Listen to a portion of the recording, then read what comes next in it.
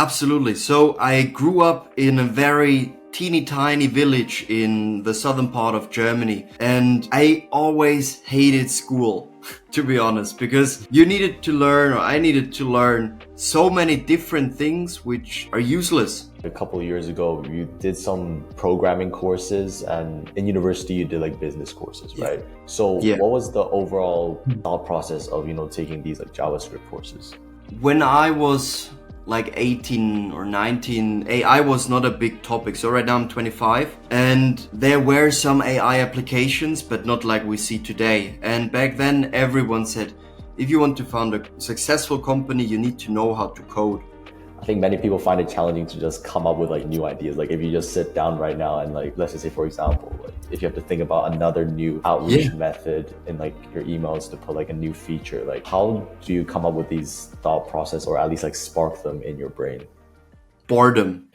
Hey guys, welcome back to another episode of the Gen Z Fast Lane. Today we have Moritz here. And for the audience who don't know you, could you briefly introduce yourself on, what you're currently building and how's the business been going? Hi guys, my name is Moritz, and for the last years I was building up the sales team of a now 100 million valuated startup. And in that time I experienced lots of ups, lots of downs, but in general I started noticing some patterns, how to attract new customers and what is important for prospects. And since then I'm building up a community of young sales experts who want to thrive to perfection, who want to become the next generation of salespeople. And here I'm building a course to cover everything which is related, not just to cold outreach, so cold emailing, cold DMs, but also to train you with all the sales things you need to know, how to have a sales call, how to get a sales script, how to hire a sales force, which can execute in your name and bring you not just more revenue, but to bring you the joy of building a whole sales organization, a whole company, basically. So I want to enable people to become great at entrepreneurship and to master the art of sales. Yeah, this sounds super interesting and super fascinating. Would love to delve deeper into the course.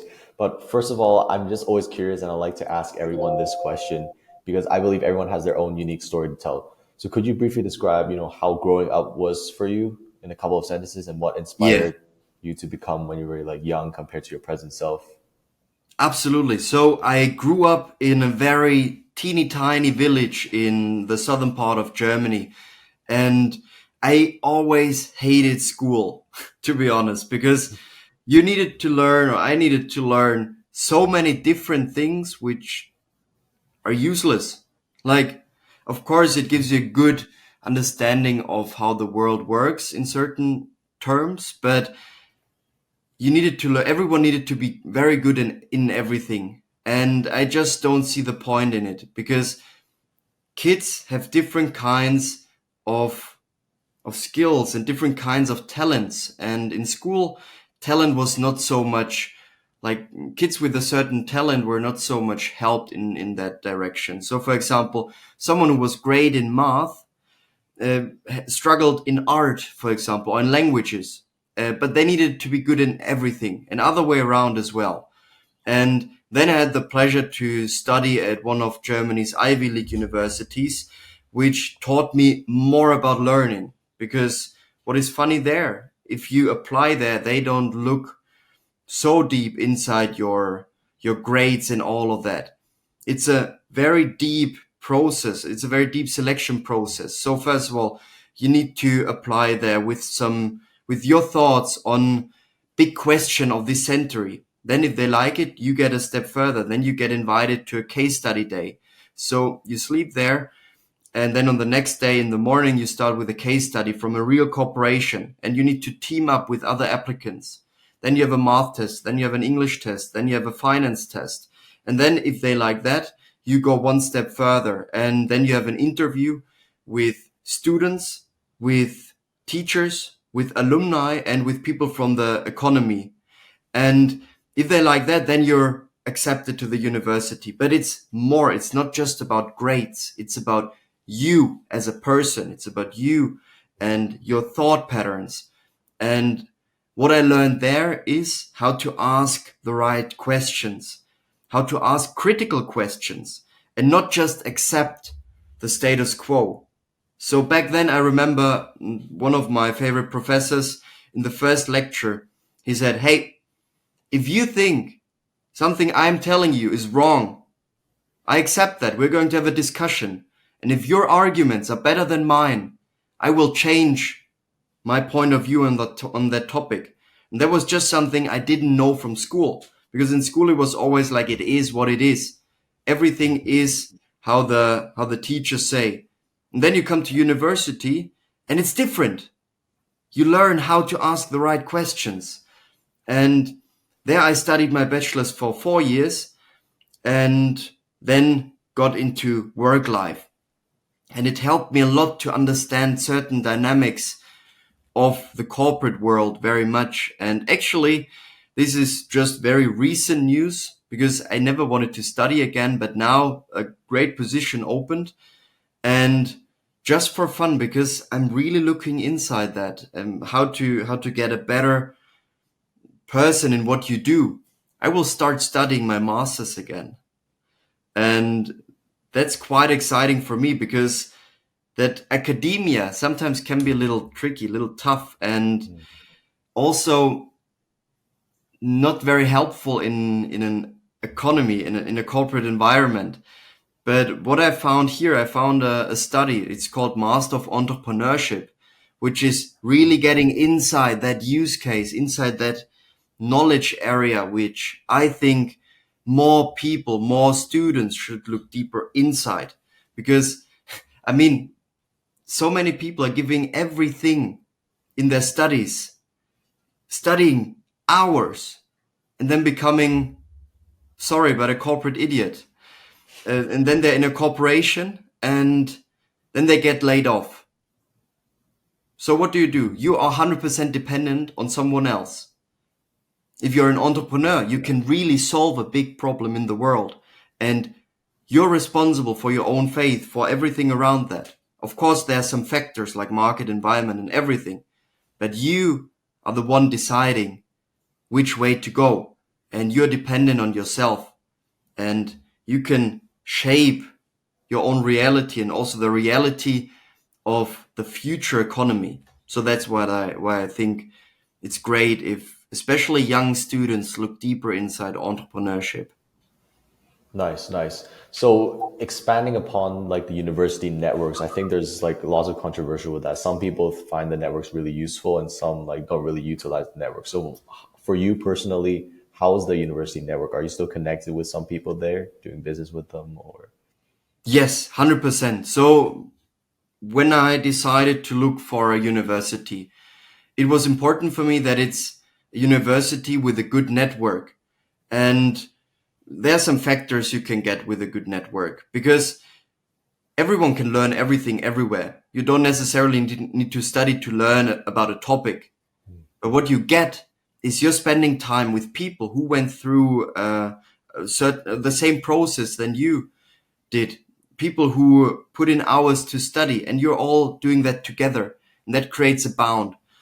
And that helps tremendously in the business life, because when you have a question, you can ask your alumni network, and there will be someone, when you study something which is meaningful to you, you will find someone in that network who can relate to your question. And then you can ask them. And then it's a great network where it's about providing and also taking in some points. But the most important thing is that you give value to that network. And then when you need it, most likely something will come back. Got you. And I also noticed that like a couple of years ago, you did some programming courses, and in university you did like business courses, Yeah. right? So Yeah. what was the overall thought process of, taking these like JavaScript courses? So when I was like 18 or 19, AI was not a big topic. So right now I'm 25, and there were some AI applications, but not like we see today. And back then, everyone said, if you want to found a successful company, you need to know how to code. So I sat down, I think it was called Code Camp or something like that. It was an Yeah, online definitely. course. And then I tried it and I used it, but I never really connected with it. So now I know how, like what to read out of code, but I wouldn't say that I can code applications. And honestly, I think you don't necessarily need to, because if you focus on business, or specifically just business is not enough, but if you focus on sales, you have a skill which many people who can code don't have. So that's a perfect co-founder match, because if every co-founder, or if your co-founder is similar to you from the skill set, it might work on a personal level, but on a company level, most likely it will not work, because the more different you are in your skill set, the better it is in that case. So I think coding helped me to understand my technical co-founders, but I wouldn't say, especially nowadays with GPT, with Perplexity AI and all that applications, you don't need to be the best in coding, because you can get good feedback, but also you need to decide in which area you want to go. And I didn't want to go inside coding. I wanted to go inside sales. So I decided that path for me. Yeah, this actually sounds super interesting because personally, I always have this fear that I'm kind of missing out, on the technical side of things. Yeah. So what would be your advice for those who are trying to, I guess, like be like a single founder rather than, co-founding like a more technical person or more salesperson? So, okay, let me tell you a little bit context about that. Imagine that. So when you have the perfect product, how should you get customers when you don't know how to sell? If you know how to sell, you can sell something without having a product. Of course, I don't tell you that it's morally okay to do that, but look at that way. So I would think, as a founder, learn how to do sales, learn how to sell, and in the parallel, especially when you are a solo founder, learn no code tools. And with that, you can build your MVP, your minimal Yeah. viable product. And with that, you can find technical co-founders who then can code a certain backend or a more complex version of it. Or you can raise even money with that and then hire a technical person. But if you don't know how to sell it, the best idea is worthless. And when you know how to do sales, you can also test ideas. For example, with cold email or cold DMs. That's something we always do, because I love to iterate new ideas. So you have an idea, you send 1,000 cold emails every single month, and you have a campaign which lasts for 2 weeks. So you try out that campaign in a certain niche, and you try it out with your hypothesis. So, for example, my hypothesis is that every C-level in America needs my pen. So let's assume that's my product. Then I can craft that in a cold email, target only C-levels in America, looking to sell them that pen. And then I see from the email copy and from my hypothesis I put in, if I get responses. If I get responses and people are like, yeah, that sounds great, I need a pen to improve my signature, then I'm onto something. If we don't get any replies with it, or if people say fuck off, then you know, okay, that might not be a good product. And if you still think it's a good product, then you can adjust your messaging. So you can try it out. But the time, especially right now when the economy is in a certain downturn, to just build a product and hope that the best product will be discovered somehow, I think that's something founders should not do at the moment. Yeah, I really like your point. I believe that, sales and marketing is like a timeless skill to learn. So like no matter how long humans exist, like you always need sales and marketing. But coding, it might, in the future, you can easily code with English as long as you know some computational logic. That's like a timesy skill. I think Naval Ravikant talked about that. So yeah.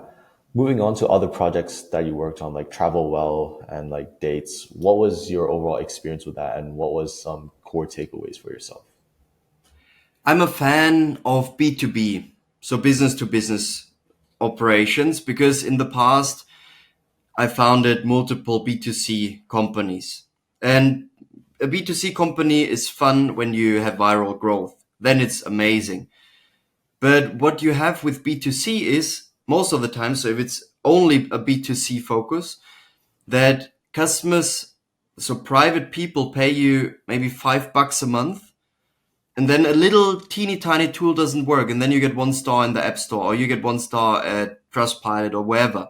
They don't talk to the support, so and then just complain over the internet, and then you can basically see when you get a 1 star review that the viral growth gets reduced, because then the App Store or other ways where you can sell your stuff don't like that if someone gets bad reviews. And that is not because the overall idea doesn't work, but it is because something teeny tiny didn't work. And in B2B, you can, you will have most likely have a lower amount of customers which need more of your attention, but they also pay you way more of in terms of the price.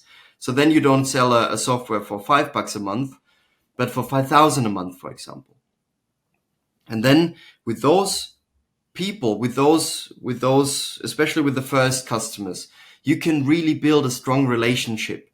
You know exactly who they are, what they want, what problems they have. So you can really build a long-term value-based relationship.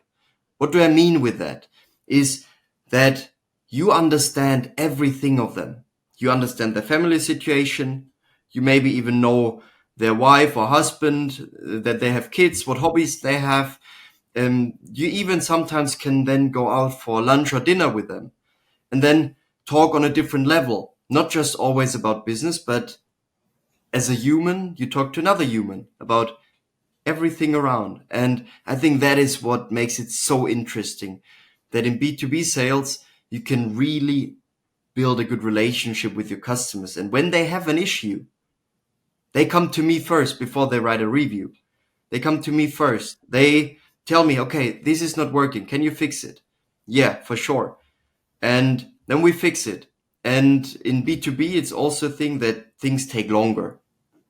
So a sales cycle is not one day, but it's maybe 2 weeks or 3 months or sometimes 12 months when you have a higher price, or we say CapEx in like orientated, CapEx intense good. So when the investment is very high, which companies need to take, then the sales cycle is a little longer. But in that sales cycle, you have time to really get to know them.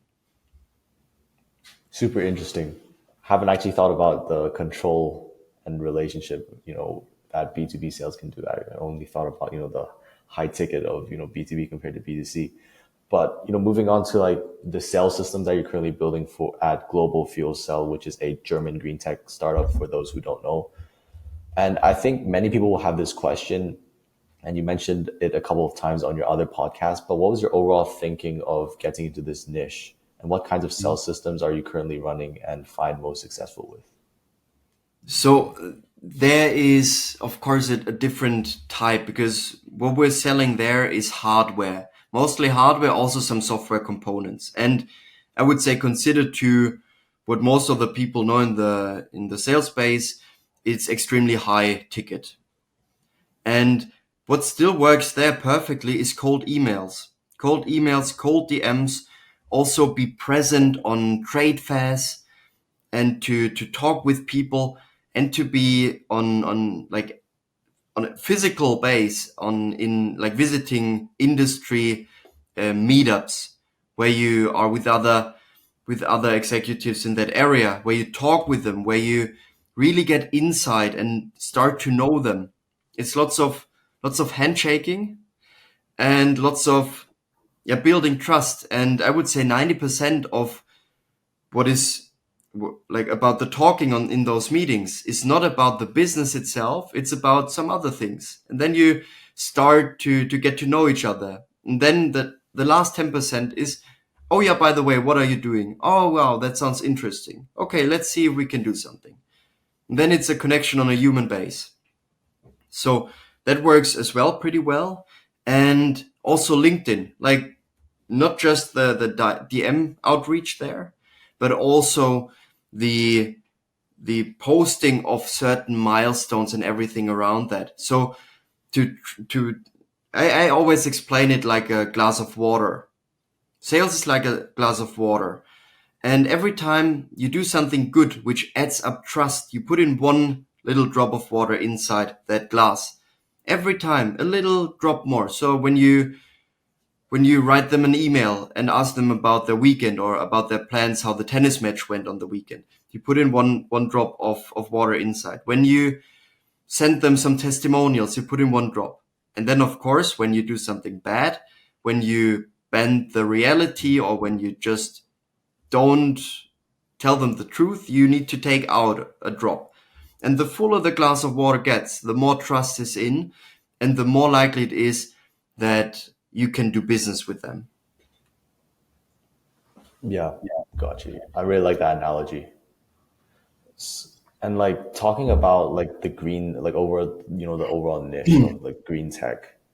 Yeah. I think many people here are probably, if they're starting out, you probably heard of the classic software industry, Yeah. SaaS, like targeting those industries. So what attracted you to green tech, and like moving forward, like what do you think are some underrated niches for those who are looking to explore? I mean, whenever you look for an industry which you want to get inside, I would always look for certain factors. So what is future proof? Number one. Second is where you're passionate about. And number three is which is just cool. So what is fun to do for you every day? Because you will do that a lot. You will be very deep inside that niche. And for me, number one, future proof. Green tech is future proof. If we don't fix our environment, there will not be so much good time to live. Maybe not for us, but for our children or the children of the children. So that's number one. Number two, I think it's a very interesting area to target companies when it comes to hydrogen, to green solutions for like heavy and high polluting industries. And number three, it's lots of fun to look for ways how can we not just sustainably improve our future, but also make that sustainable aspect a must have so that companies can save money or make money even when they shift from a normal diesel engine or a bad technology for the environment to a green technology. So how can we make a business case out of it that you can even improve their economical situation? Because that's always the biggest bottleneck, that many companies think, oh, green tech, it must be expensive. But it doesn't need to be expensive. Sometimes you can even improve the efficiency. You can save the money in terms of like general operating costs and all that around. So that's why I think that niche especially is very interesting. Nice. So diving deeper into like getting into a niche for someone starting out, like with not as many case studies, like what advice would you give to them to stand out from, the other competitor who's trying to also get into their sales systems? In the beginning, build trust. So in the beginning, you don't know anything about a niche. So what I would recommend is to go to a niche which you think could be fun, and then set the market entry barrier to work with you as low as possible. So no big setup fee, no big retainer, but make the people pay for what you offer. But reduce it to the bare minimum so that you can get knowledge. I mean, the first customers or the first like ways to interact with the niche, have more benefit for you than for your counterpart. And you want to reduce the risk for your counterpart, for your prospect. And I think that's the number one thing to do. So get experience in a niche. Maybe even when you're a student, act like a student. Write the people you're looking up to in that niche on LinkedIn. Be like, hey, I know I'm just a student, but I would love to get an internship. Or like, I would love to learn from you. Would you be able to hop on a call for 30 minutes for a study project or something like that? And then you can talk with them. you don't need to always talk with them in a business context, because when you're still a student, you can use that, because people, especially managers, are more likely to talk with students about a study question or about a research than they're willing to talk with people who are clearly salespeople and want to sell them something. And that's the So first way develop, to get insight, in my opinion. yeah, so developing like a relationship and just showing them that you're not trying to sell them instantly, and that you're actually super interested in the niche.